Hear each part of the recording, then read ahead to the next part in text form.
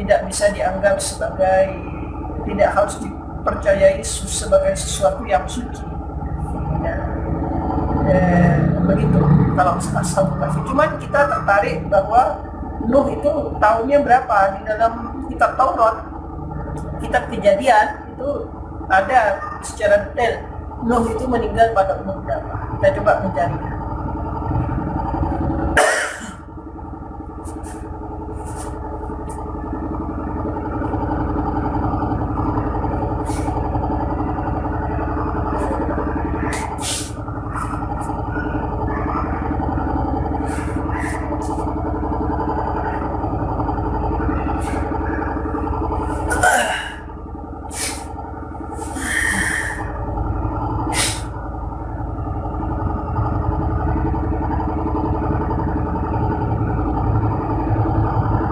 Ini saya memiliki Alkitab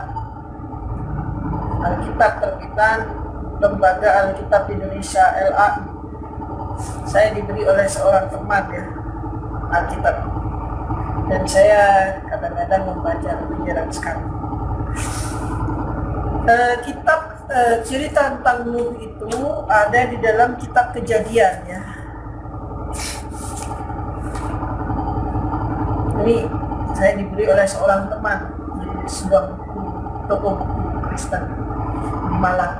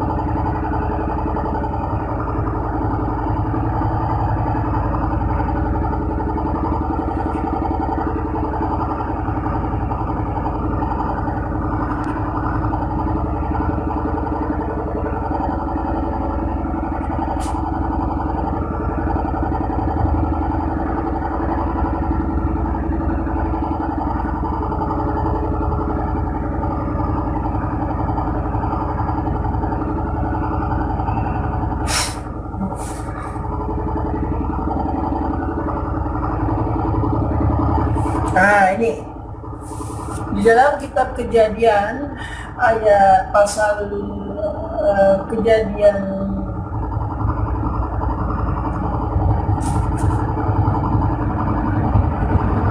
pasal 9 ayat 28 sama 29. Nuh masih hidup 350 tahun sesudah air bah. Jadi Nuh itu, ini di dalam kitab Kejadian ya, Alkitab. Nuh hidup selama 350 tahun sesudah air bah. Setelah terjadi banjir ya, banjir Nuh ya, itu Nuh itu masih hidup 350 tahun setelah itu. Jadi Nuh mencapai umur 950 tahun lalu ia mati. Jadi umur Nuh itu mencapai umur 950 tahun lalu ia mati. Nah, di dalam Al-Quran dikatakan, walaqad arsalna Nuhan ila qaumihi falabisa fihim alfasanah.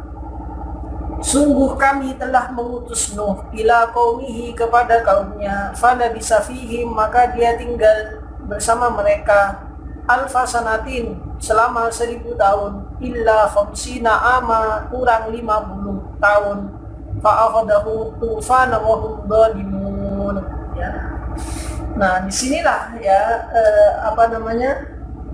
dikatakan bahwa Nabi Nuh itu berdakwah kepada kaumnya itu selama 950 tahun. Kemudian kalau dalam Al-Quran fa'akhadahumut tufan, kaumnya itu diterpa badai topan, wa hum dzalimun, dan mereka orang yang zalim. Nah, orang yang zalim ini bagaimana? Nah, ini gini. Ada kisah di dalam kaumnya itu dianggap zalim bagaimana ya.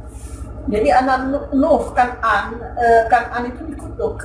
Kalau di dalam kitab Kejadian pasal 9 ayat 18 sampai ayat 27, kita akan menemukan bahwa bagaimana Kan'an itu dikutuk ya.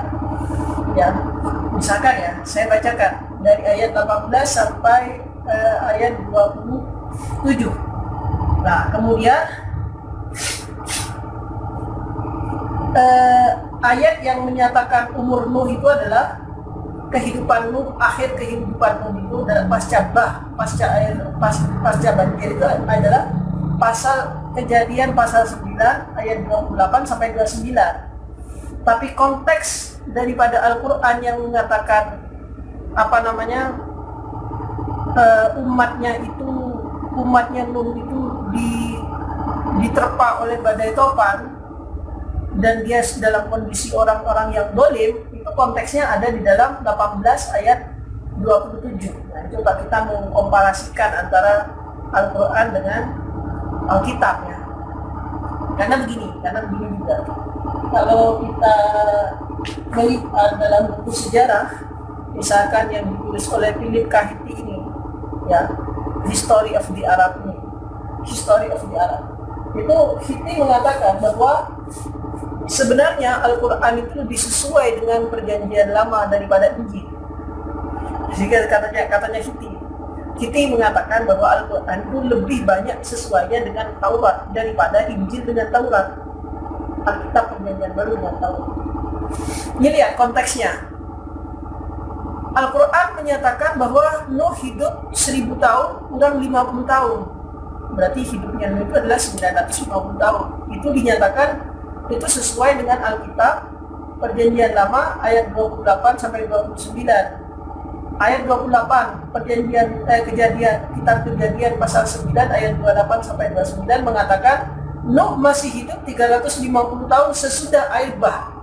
Jadi Nuh mencapai umur 950 tahun lalu ia mati. Nah, tapi Al-Quran mengatakan fa'akhadahumut tufan wa hum zalimun. Dia kemudian diterpa badai topan wa hum zalimun, sedang mereka itu dalam kondisi orang-orang yang zalim. Konteksnya itu ada di dalam Kejadian 9 ayat 18 sampai 27. Nuh dan anak-anaknya. Ayat 18 saya baca.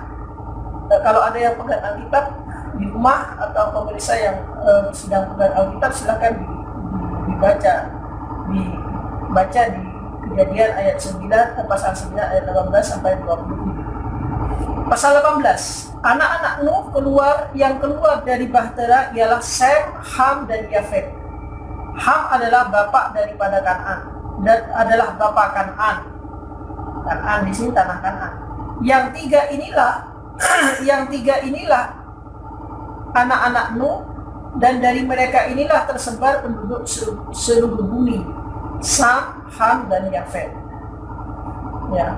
Nuh menjadi petani. Dialah yang mula-mula membuat kebun anggur. Setelah ia minum anggur, mabuklah ia dan ia telanjang dalam kemahnya.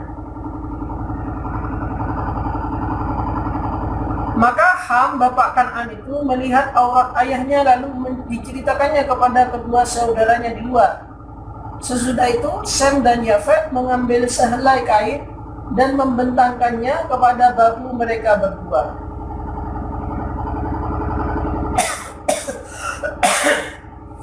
Lalu mereka berjalan mundur, mereka menutupi aurat ayahnya sambil berpaling muka sehingga mereka tidak melihat aurat ayahnya. Setelah Nuh sadar dari mabuknya dan mendengar apa yang dilakukan anak bungsunya kepadanya, nah anak bungsunya yaitu Ham menceritakan bahwa ayahnya mabuk dan telanjang, yaitu Nuh mabuk dan telanjang. Setelah Nuh sadar dari mabuknya dan mendengar apa yang dilakukan anak bungsunya kepadanya, berkatalah ia, katanya Nuh begini, terkutuklah Kan'an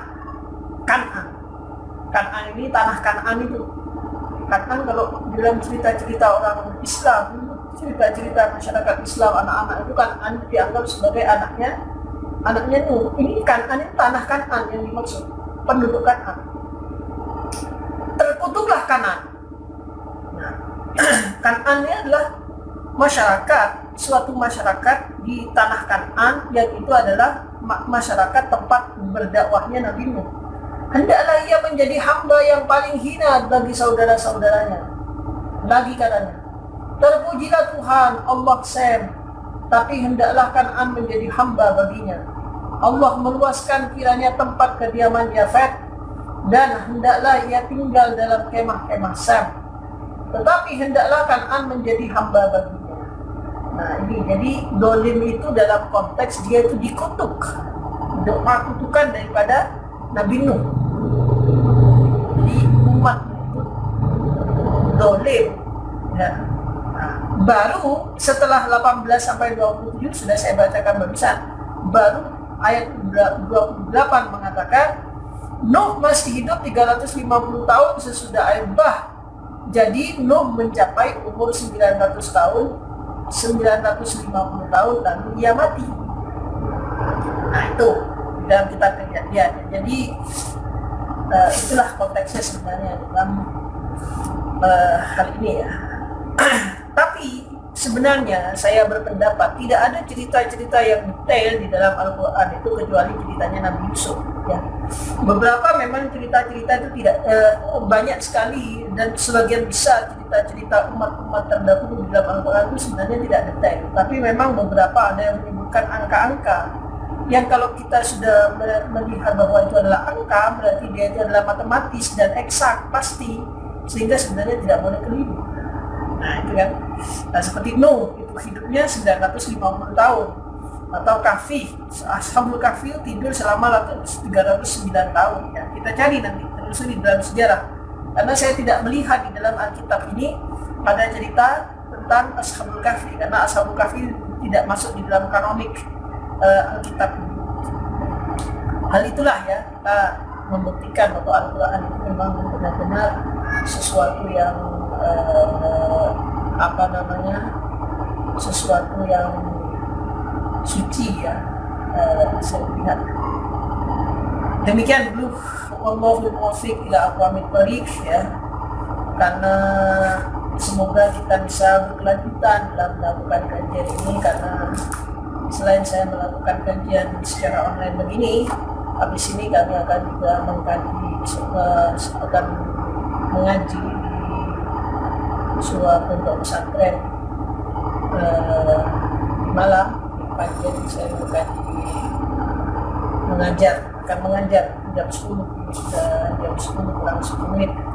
Dan saya kira saya akhiri dulu ya. Wallahul muwaffiq ila aqwamit thoriq. Al-Fatihah.